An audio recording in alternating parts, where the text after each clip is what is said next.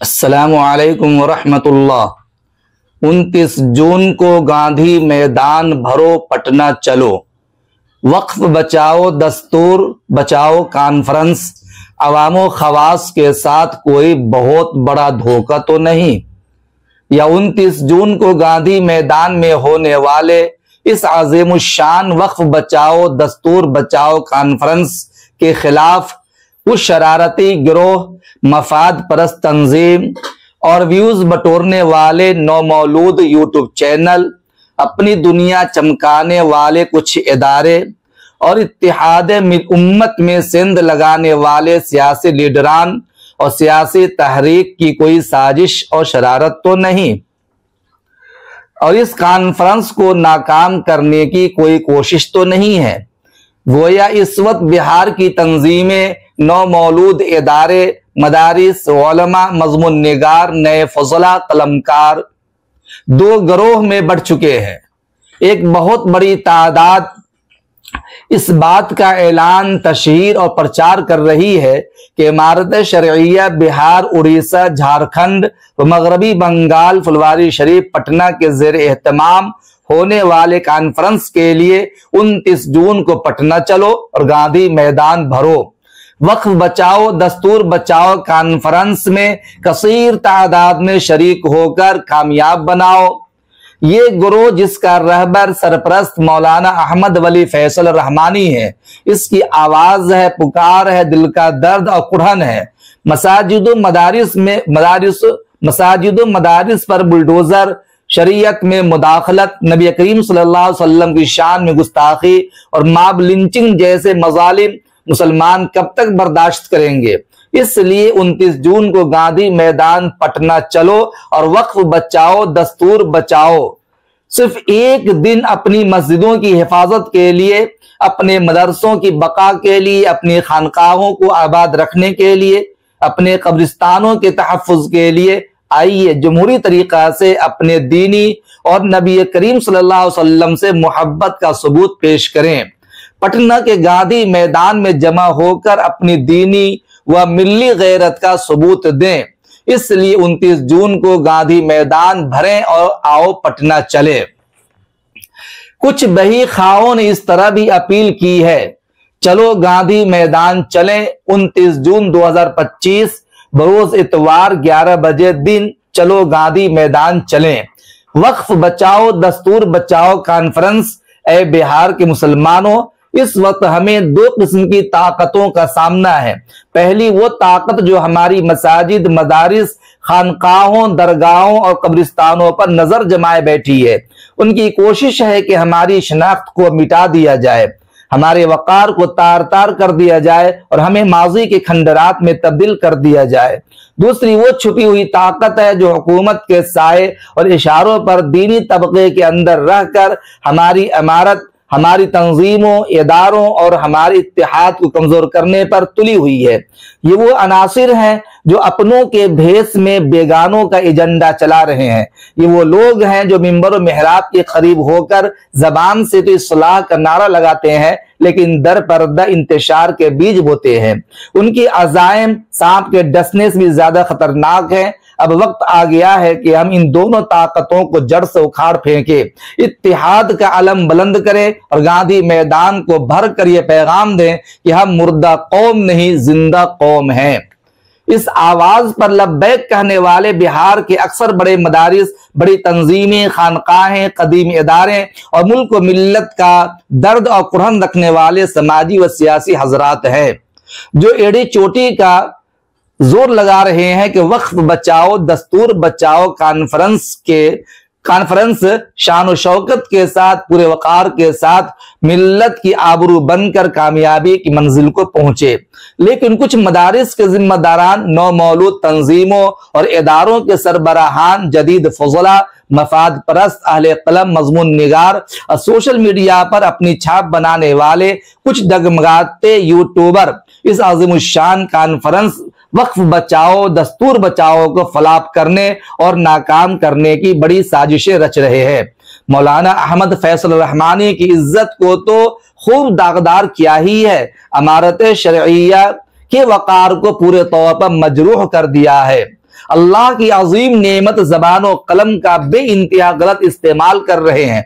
हद तो ये है कि कुछ इदारों ने यहां तक कह दिया कि वक्फ बचाओ दस्तूर बचाओ कॉन्फ्रेंस उम्मत मुस्लिमा अवाम व खवास मुस्लिम पर्सनल लॉ और अमारत शरइया के साथ एक बहुत बड़ा धोखा है, फरेब है, खुली साजिश है।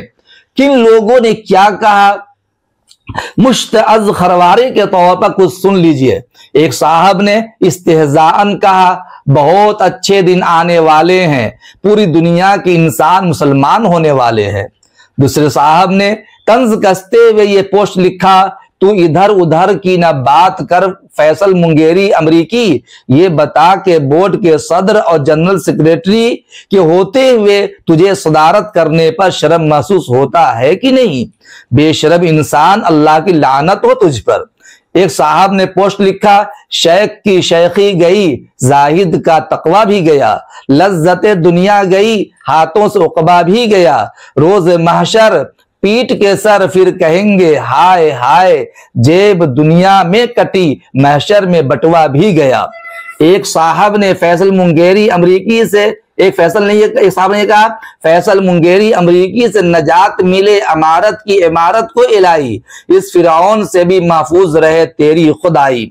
एक साहब ने लिखा, सबक पढ़ तू रजालत का, खयानत का, शरारत का, लिया जाएगा तुझसे काम दुनिया की सियासत का। कोई नौमौलूद खानकाही तंजीम है, खानकाह आबादिया मुजफ्फरपुर, उसने लेटर पैड जारी करके लिखा कि 29 जून के प्रोग्राम का अक्सर खानकाहों ने बाइकाट किया। तो गौर करने की जरूरत है कि खानकाह मुजीबिया फुलवारी शरीफ पटना, जिन्होंने लगातार 3 अमीर शरीयत अमारत शरिया को दिया, उसने भी इस प्रोग्राम से दूरी बना ली।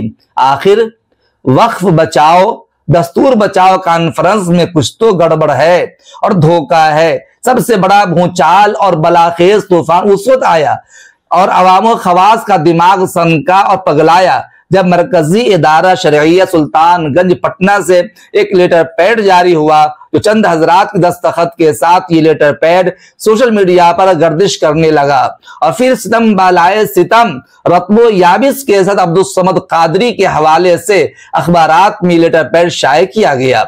अब्दुल समद कादरी ने क्या लिखा अखबार में जरा सुन लीजिए, और फिर आखिर में मरकजी इदारा शरइया सुल्तानगंज पटना का लेटर पैड चस्पा कर दिया है, उसे गौर से आप खुद पढ़ लीजिएगा।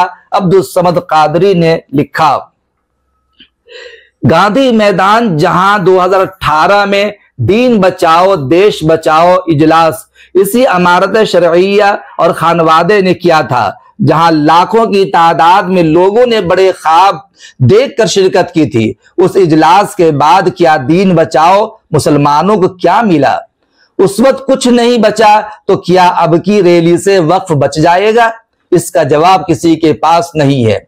इसलिए इसी अमारत के तहत होने वाले 29 जून के इजलास से आवाम को कुछ मिलेगा या नहीं, वक्फ बचेगा या नहीं, कहा नहीं जा सकता। लेकिन इतना तय है कि जिस मकसद के लिए यानी सियासी सौदेबाजी, पैसों की बहुतात, बिला हिसाब चंदा और अपना जाती मफाद जनाब फैसल रहमानी साहब और फहद रहमानी साहब को जरूर हासिल होगा।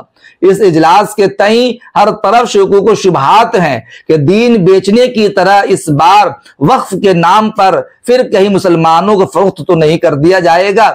इस अंदेशा को तकवीयत इससे भी मिलती है कि प्रशांत किशोर, जिन्हें बीजेपी का पिलियर समझा जाता है, उनकी पार्टी के कई असेंबली उम्मीदवारों को मुख्तलिफ जगहों पर गांधी मैदान इजलास की जिम्मेदारी दी गई है। मिसाल के तौर पर जिस शख्स को मुंगेर तहफ्फुज वक्फ कमेटी का कन्वीनर बनाया गया है, वो प्रशांत किशोर की पार्टी से असेंबली इलेक्शन की तैयारी में मसरूफ हैं। इसी तरह नवादा के मसीहुद्दीन साहब तहफ्फुज वक्फ के नाम पर जन स्वराज की तशहीर में लगे हैं। ये इजलास इसलिए भी सवालों के घेरे में है कि प्रशांत किशोर अमारत शरिया जाते हैं और उसके बाद गांधी मैदान भरने का फैसला होता है।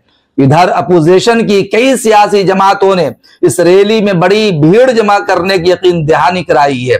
चंद्रशेखर आजाद जो बिहार में अपनी सियासी जमीन हमवार कर रहे हैं, उनसे जनाब फैसल रहमानी साहब की कई मुलाकातें हो चुकी हैं, बल्कि उन्होंने 2 दिन खानकाह रहमानी मुंगेर में क़याम भी किया। उनकी पार्टी ने ऐलान किया है कि 29 जून के इजलास में हमारी पार्टी के दलित और आदिवासी भी पहुंचेंगे। इलेक्शन के जमाना में सियासी पार्टियों की यकीन दहानी का क्या मतलब होता है, अहले नजर अच्छी तरह जानते हैं, और ये भी जानते हैं कि ये सियासी जमातें किसी कीमत के बगैर कोई ताउन नहीं करती। अब कीमत क्या तय हुई है वो आने वाले दिनों में मालूम हो जाएगा। इसलिए कहने वाले अगर ये कह रहे हैं इस इजलास के बहाने आवाम को दिखाकर जहां पैसों की बिला हिसाब कमाई है, वहीं राज्यसभा MLC सीट और मुख्तलिफ पार्टियों से बड़ी रकम का मामला है।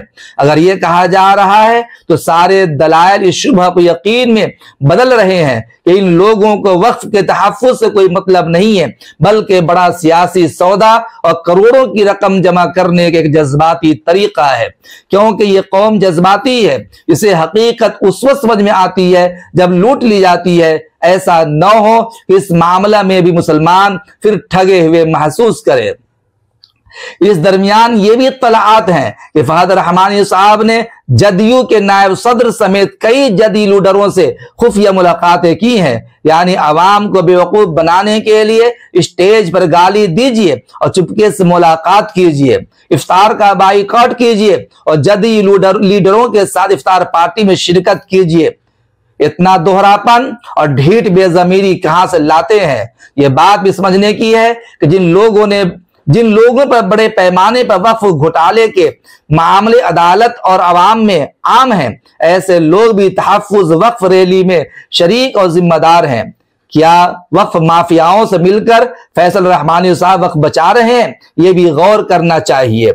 इश्तिहार में नेताओं की तरह जनाब फैसल रहमानी साहब की कद आवर तस्वीर शाये की जा रही है, और सियासी इलेक्शन की तरह आटो पर तस्वीर लगाकर कौन सी शरीयत बचाई जा रही है? क्या अमारत के मुफ्तियान किराम इसे जायज होने का फतवा देंगे? अहले नजर अच्छी तरह समझते हैं ये शरीयत का तहफ़्फ़ुज़ नहीं, ये शरीयत फिक्र अमारत और हिंदुस्तानी मुसलमानों के साथ खुला अमरीकी मजाक है। किसी बड़े इदारे के मुफ्तियान यहाँ फतवा देंगे कि इस तरह तस्वीर कशी हराम है, और इस सिलसिले में सरी अहादीस मौजूद है। अमारत खानकाह रहमानी के मुलाजमीन को उनकी जिम्मेदारियों को छुड़ाकर जिनकी वो तनख्वाह लेते हैं, चंदा की मुहिम पर लगा दिया है। वो कर भी क्या सकते हैं? मुलाजमत की मजबूरी है। इन उलमा